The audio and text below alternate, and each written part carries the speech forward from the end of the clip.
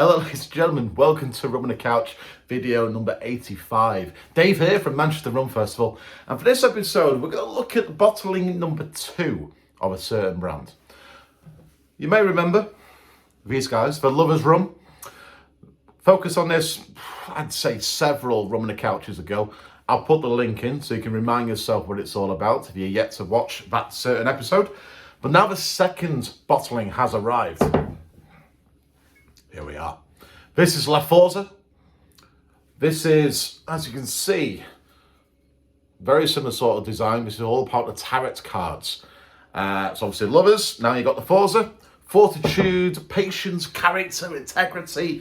That's what the label likes to showcase here. But also the label likes to say that this is blended rums distilled across Latin America and the Caribbean islands. Specifically bottled in the Netherlands. So even though it is bottled in Holland, we do have a beautiful blend. Well, I'm hoping a beautiful blend. It says it's to accomplishment of our blender's determined spirit, seeking extraordinary rums from the Caribbean and Latin America itself. It does say to enjoy in a cocktail on the rocks. So I'm intrigued to see how well balanced this could be for such an occasion.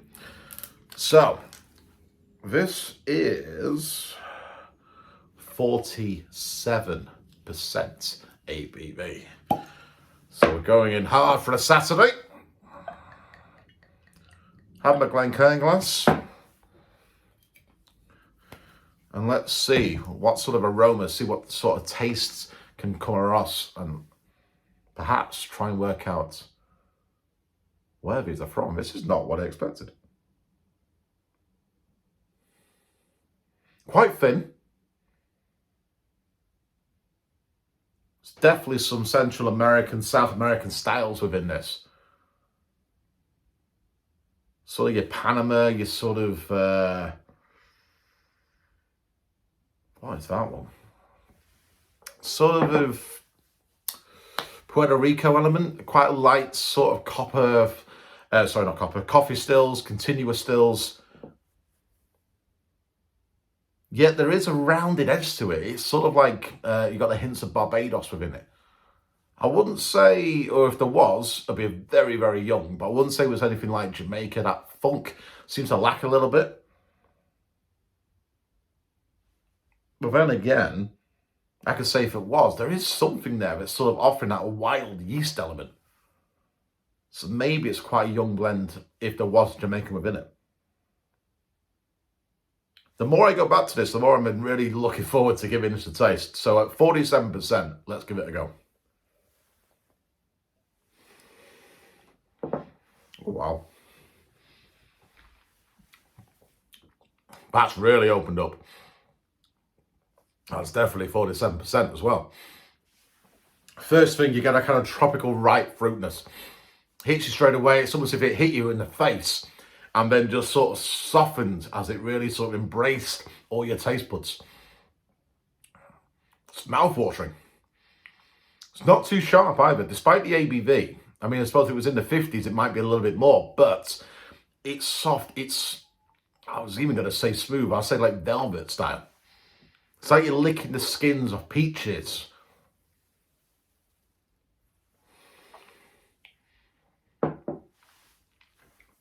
Best thing is, it's not sweet. There's an element of sugar within it, and I expect that from the blend, but it's not like you're chomping on it. It isn't fake. There's a lot going on. And it's really hard to sort of put into words as well. So I apologize on this one, but it's almost as if you've got like 5 different countries mashing together nicely. There's a lot of complexity. And getting that roundness and getting that fresh grassiness. It crossed my mind, is there an element of the French within this? You know, Guadeloupe style maybe. Again, it'll probably be unaged, but I feel like there's something about this blend that really brings that freshness, that grass style towards it. There is a wild yeast, and it's making me think there is a Jamaican. Again, a young Jamaican, but a Jamaican nonetheless. But I do get a fragrance element as well. So I'm hammering home in my mind, but it's more about Latin America when it comes to this sort of overall ratio of what this rum's all about. Then again, I could be completely wrong. So this is the fun part of drinking rum.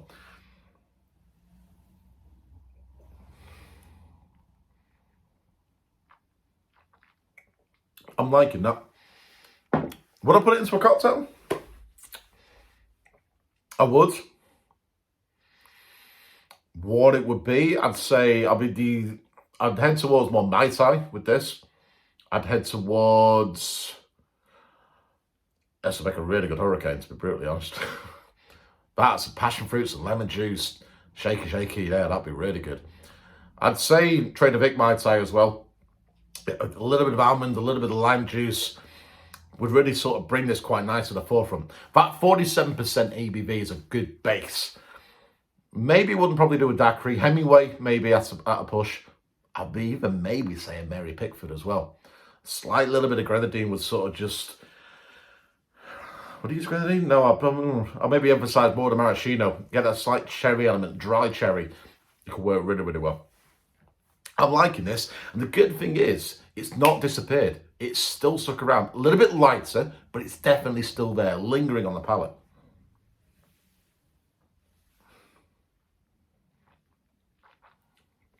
I'm liking that. That is a very good show.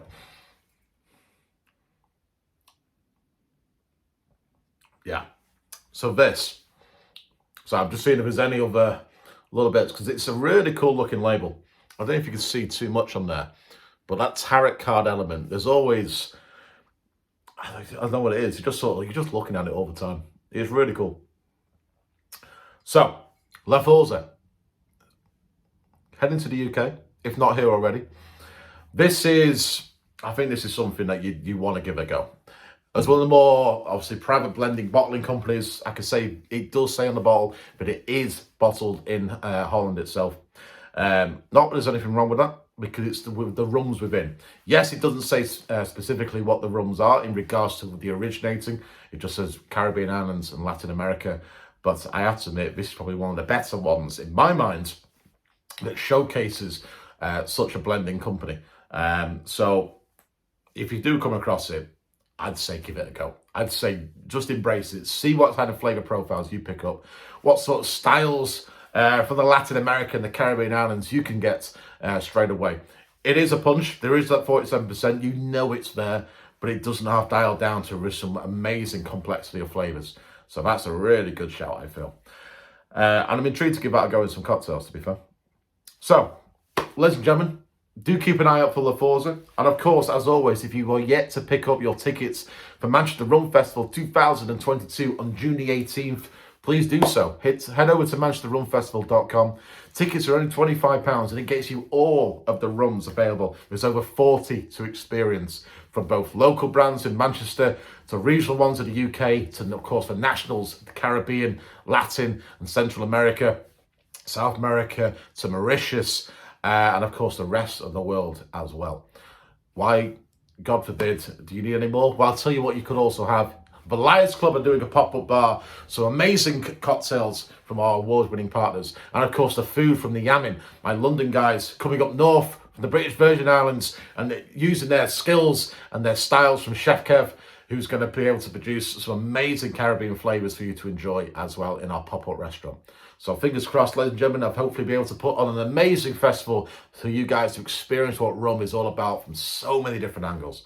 So unless I don't see you on June the 18th, I will of course see you at the next Rum on the Couch episode. I'll see you soon.